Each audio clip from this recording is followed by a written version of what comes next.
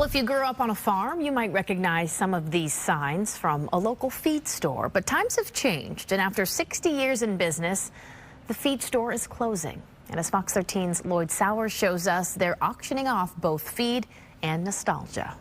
At Shell's Feed and Garden Supply in North Tampa, the sign outside says, "Thank you for 60 years." But look at all the signs inside. For feed and farm products, dozens of signs. We had about 35 or so hanging in the store.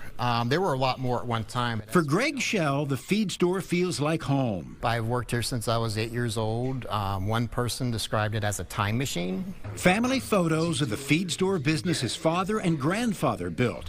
They're old typewriters and cash registers young people wouldn't even recognize. Heck, some never even heard of a feed store. I get that a lot, and they say, "What do you do?" I say, "Well, I own a feed store." And they're like, "What do you mean? Like pigs and stuff?" And I'm like, "Well, animal feed." But so I started saying a feed and garden supply store, and it brought less questions.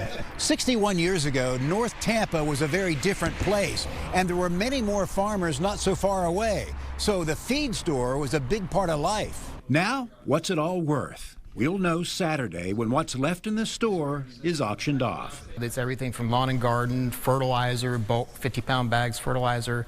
And they'll sell all the signs, more than 130 of them. They'll catch the eye of collectors. I've been pretty exposed to it most of my life. I still think it's really neat. Neat, but for many now, the feed store is more nostalgia than necessity. Things change, and sometimes it's just time to wrap it up and move on. But yeah, it was definitely emotional. From Greg's memories as a little boy to now, the auction to sell it all off. It's a sign of the times, when 60 years of a family feed store is over. Lloyd Sowers, Fox 13 News. Well, the auction is this Saturday at 10 a.m. at the store on North Nebraska Avenue in Tampa. We do have more information on our website at fox13news.com.